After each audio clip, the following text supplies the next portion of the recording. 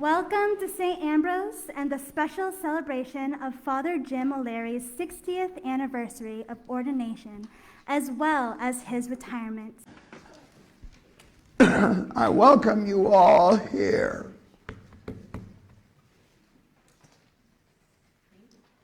You all know I'm kind of a hugger, but we got to forget about that today. When we go up the hall and all, we won't be hugging, we might shake hands.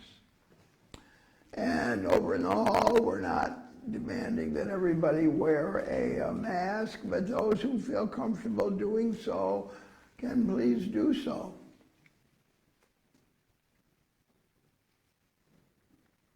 And let's have a good time.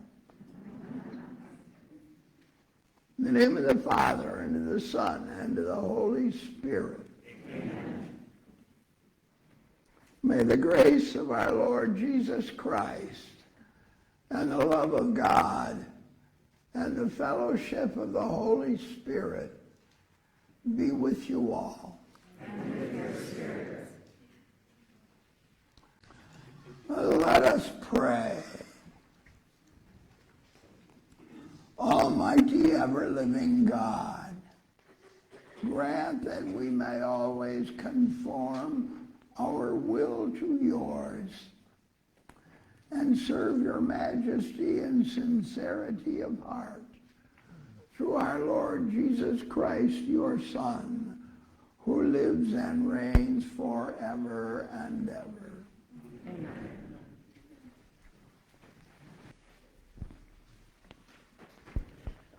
A reading from the book of the prophet Isaiah. The Lord was pleased to crush him in infirmity. If he gives his life as an offering for sin, he shall see his descendants in a long life, and the will of the Lord shall be accomplished through him. Because of his affliction, he shall see the light in fullness of days. Through his suffering, my servant shall justify many, and their guilt he shall bear. The word of the Lord. Thanks be to God.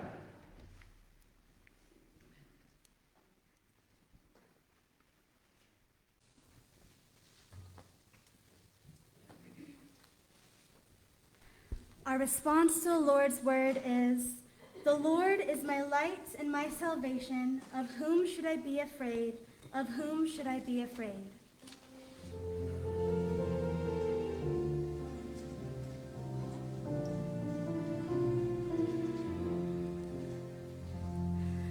The Lord is my light and my salvation. Of whom should I be afraid? Of whom should I be afraid? The Lord is my light and my salvation.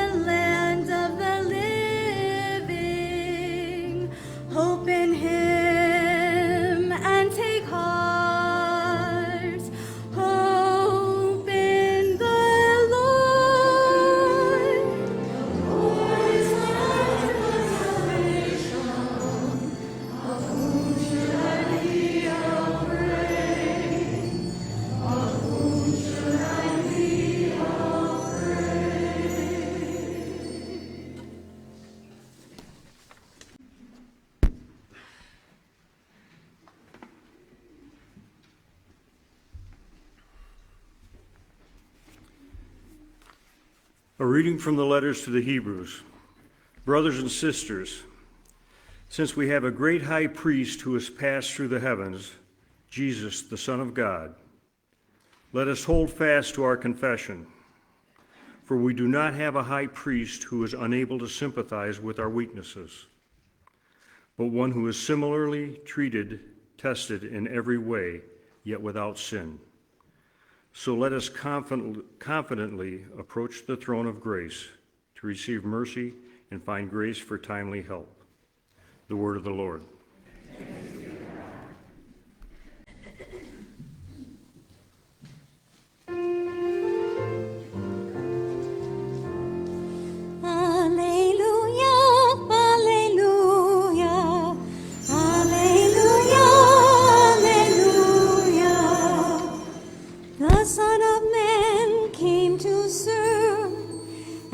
Give his life as a ransom for many. Hallelujah, hallelujah, hallelujah,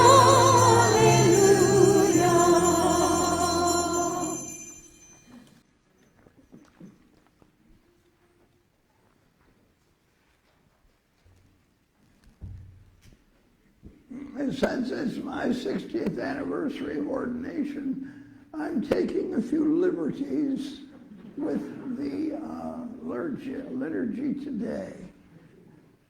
I'm going to change it, and I'm picking out a reading from the Gospel of St. Luke. Let's all sit down and listen.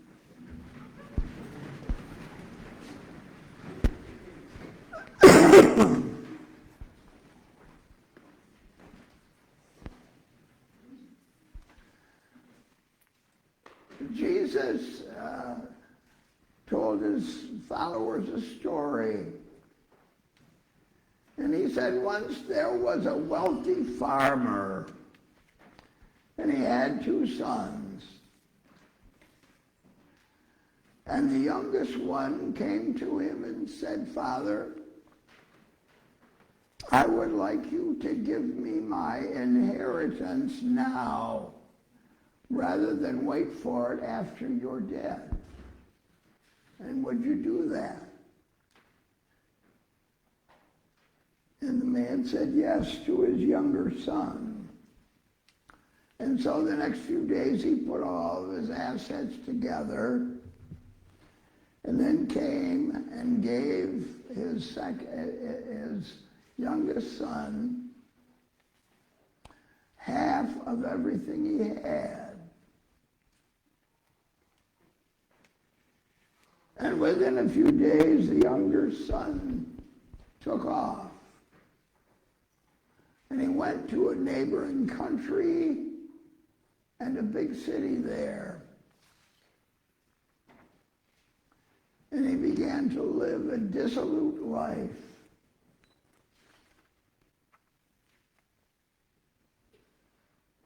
And he had a lot of money to spend, and he got a lot of dissolute friends who were very happy to share in his wealth. And he lived a real dissolute life. Then finally the money ran out. And so did the friends. And he found himself alone there. And the harvest didn't come out as they wanted it to. And there was a famine in that land. And the food was awfully scarce. And this young man had no way of getting to it. And he was reduced to an awful state, almost to the state of famine. And finally it got so bad that he hired himself off to one of the local farmers, that he would work for him as a farmhand. And his job was feeding the pigs. And as he fed the pigs the corn or the grain, he would have liked to take some of that and eat it for himself. But no one would give him any. And he was reduced almost to the state of starvation. And then he began to rethink his life. And he thought to himself, there are farm hands on my father's farm that are getting along fine and are well fed. And here I am in misery. I will go back to my father. And I will kneel down before him and I will say, Father, I have sinned against you and against God. I no longer deserve to be called your son.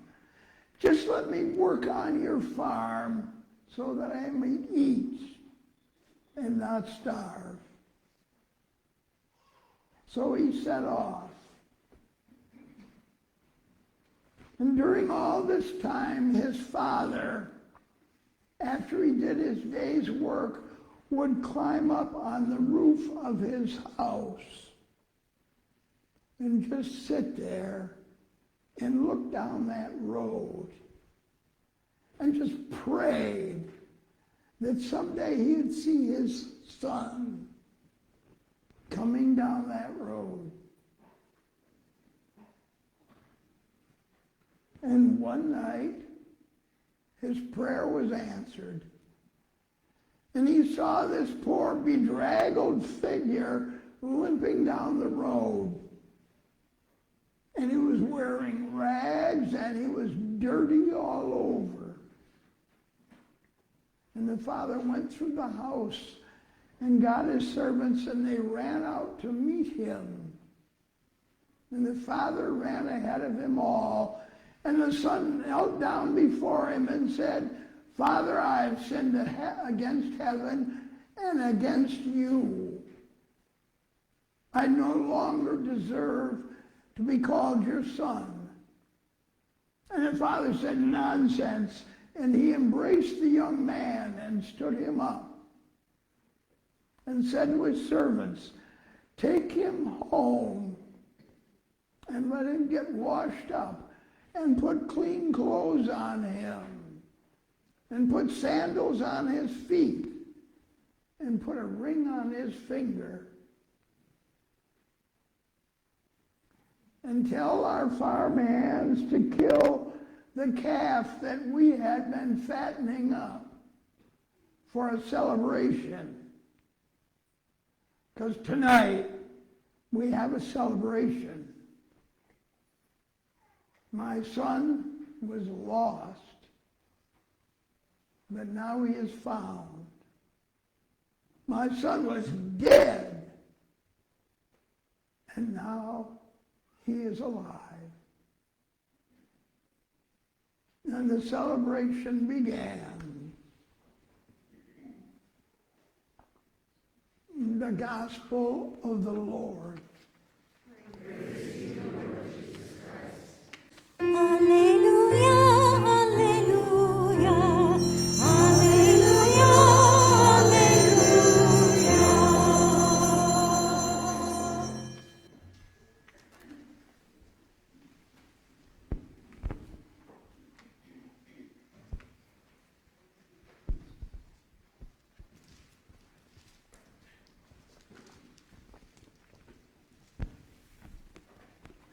I've been retired about a year and a half, and I've been sitting over there on my,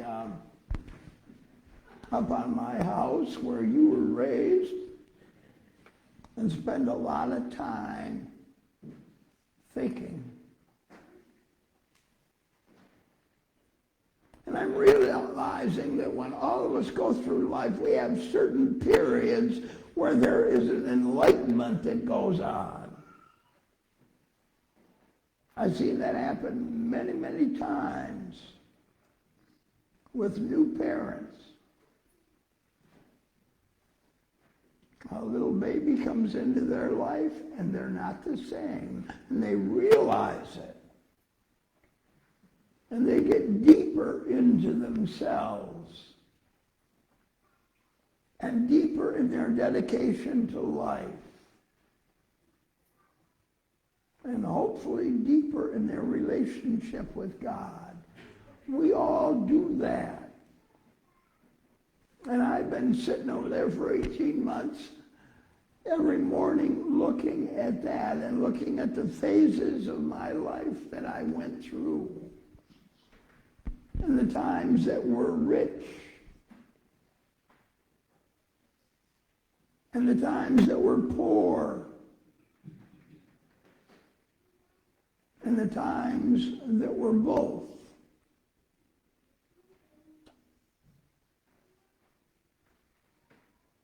And it is very healthy exercise.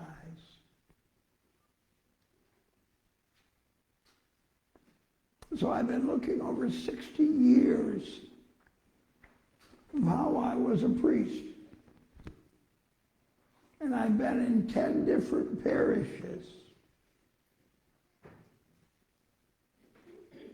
And I really liked 8 of them.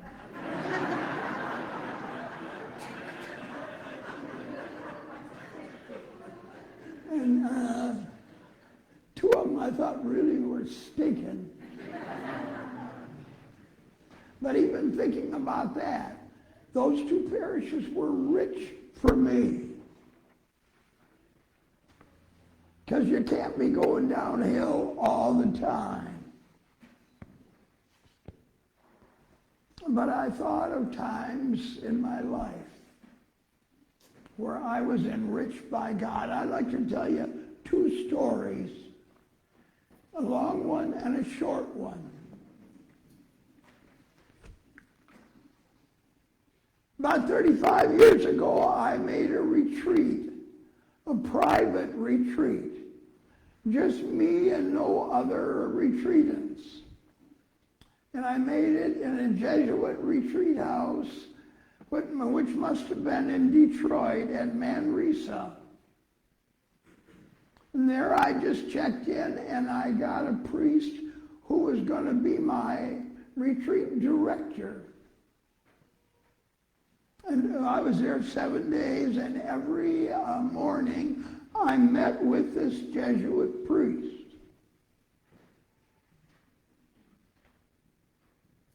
And he gave me some ideas to think about.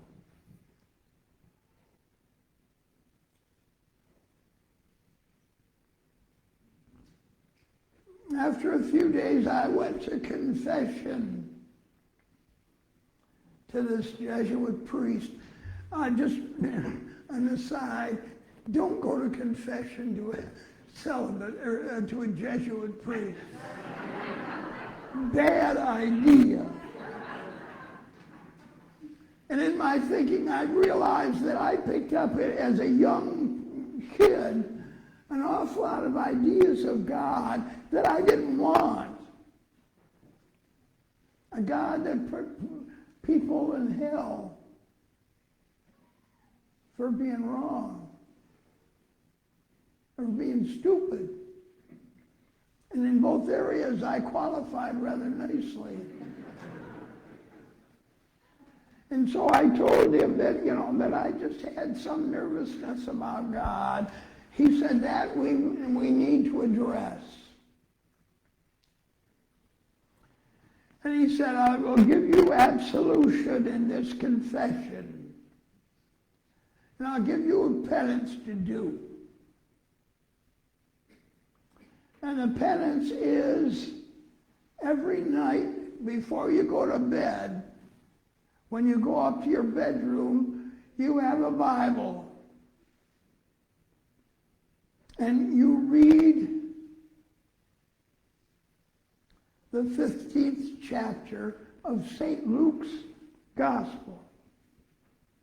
We just heard that in the Gospel proclaimed in this Mass. He said, I want you to read it out loud to yourself.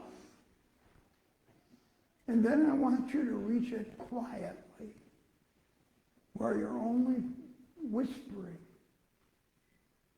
And then I want you to sit down for 15 minutes and start saying to yourself, what is God telling me? What is Jesus telling me in this gospel? And I'm thinking, this is quite a bit. Penance after confession. Have you never heard about 3 Our Fathers and 3 Hail Marys? Look out for Jesuits. But I didn't neglect something like that. I did it for 30 evenings. And my life has never been the same. Every time I think about God, I don't think about somebody that could put you in hell. I think about that old man sitting on the roof and looking down that road and just praying that he'll see his son coming back.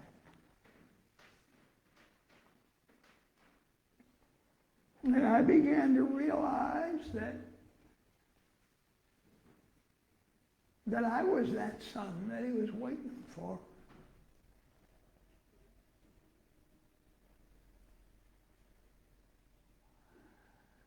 And my spirituality just changed at that point. It kind of took a different direction. I had a deeper understanding of God, and my life has never been the same since that time. What a treasure that time was. That's story number 1. Story number 2. About 10 years ago, I performed a baptism. I can't even remember the people, but it was their first child. And in the homily at that baptism, I pointed out that in the next couple months, you have an important duty. You've got to, not by your words, but by how you treat this baby. You've got to treat this baby a lesson that could be the most important lesson that she will ever have in her entire life. And the lesson is that she is adorable.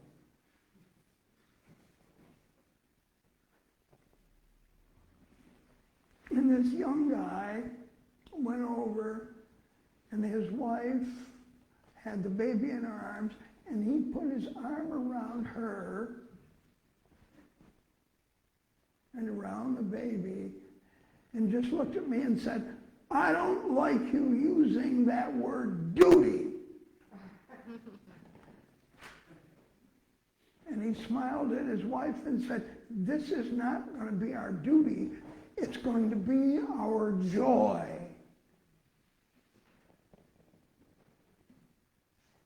I said to myself, I don't think this punk needs any suggestions from me. I taught that lesson from one of our priests who just died, Gene Sears.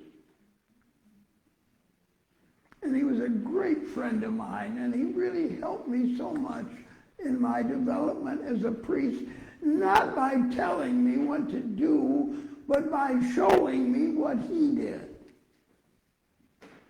And he taught me a basic lesson that the fun and the joy in the priesthood is in the work. Not on the golf course, not socializing, not taking summer vacations. The joy of the priesthood is in the work. And in my life, that was so true. But he really got that message across. We buried Gene Sears in St. Joe, Michigan 2 weeks ago. But he gave me a precious gift. And I did it. I worked in parishes for 60 years.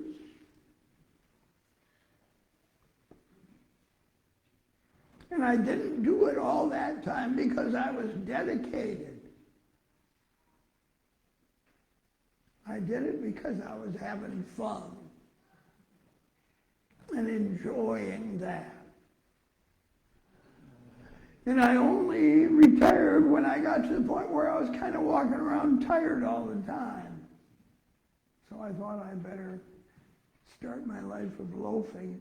I'm getting awfully good at that, by the way.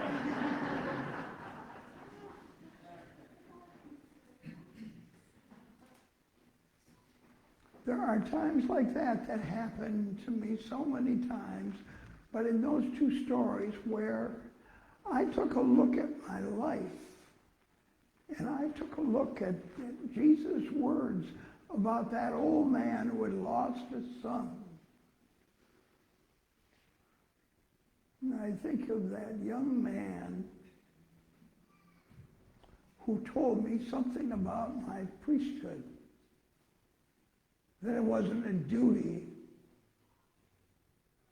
you could make it a joy. I think life gives all of us those times of enlightenment. And we go through a conversion experience maybe, or just as an experience of deepening our understanding of what we are about. And what is God calling us to be?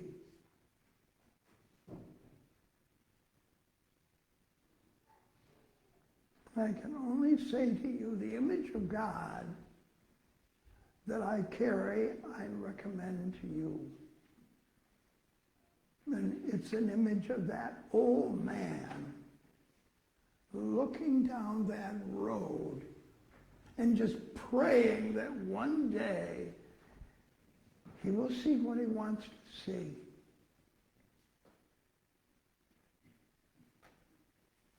That is an image that has changed my life.